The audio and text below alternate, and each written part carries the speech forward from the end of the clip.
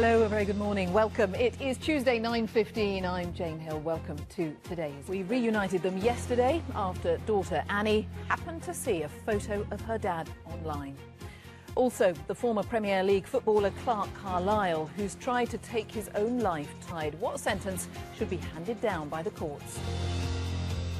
Hello, good morning. Welcome to the programme. As ever, we're on BBC Two, on the BBC News Channel as well, until 11 o'clock this morning. We'll be keeping you across all the morning's breaking and developing stories. We'll be live in Manchester before 10, where the Conservative Party conference is continuing, of course. The Home Secretary, Theresa May, is expected to tell conference that high levels of programme online, wherever you are this morning, via the BBC News app, or on the website bbc.co.uk/Victoria. You can also subscribe to all our features on the News app by going to Add Topics and searching Victoria Derbyshire. But first, bbc.co.uk/Victoria. You can also subscribe to all our features on the News app by going to Add Topics and searching Victoria Derbyshire. But first, this morning, we have reunited a father and daughter who haven't seen each other for 19 years. Annie Bryant, who's 22, says she spent most of her life dreaming about meeting her father in time for Christmas. Well, that campaign was seen completely by chance by his daughter. She saw the photos and realised the man she was looking at was her dad. He'd left her mother when for Christmas. Well, that campaign was seen completely by chance by his daughter.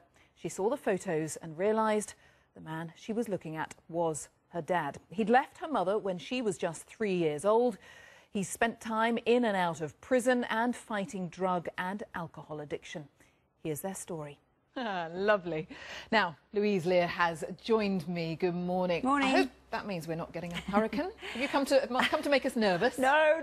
The short answer is no, we're not getting a hurricane, but that might be an unwise, perhaps even foolish, after what happened to the Met Office in 1985. Let's not go there yet. Yes. Let me explain to you why it's not going to be a hurricane, because already it's tracking across cooler waters over the Atlantic. So in the next 48 hours, Jane, it will be downgraded. Once it moves across the islands of Bermuda, it will be downgraded to a tropical storm. Already it's starting to lose some of its power, some of its energy, and it's still got a long way to come before it reaches the shores of the UK. So it will start to lose some of its intensity. There'll still be some energy in the storm. It gets kind of picked up with the jet stream, but it's got to travel hundreds of thousands of miles across the Atlantic before it comes to the UK. And something we also need to point out to you, see this little bump here?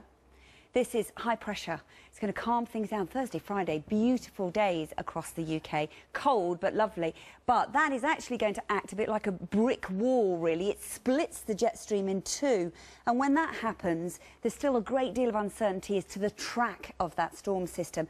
And it looks likely at the moment is that it might deflect or drive that low pressure to the north of us, which basically means that there's the potential for some strong winds out to the west and the potential maybe for some rain into the west.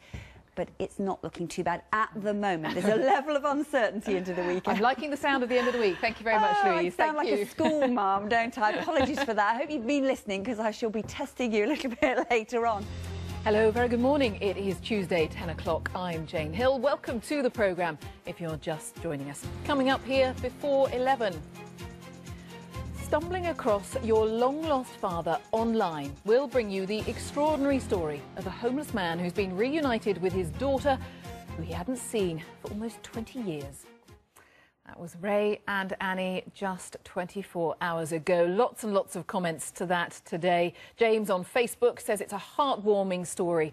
I'm glad it highlights the huge problem of homelessness. Kirsty on Facebook, what a genuinely moving video. Massive well done to all the people who've helped this man. That's it from me for today. Bye-bye.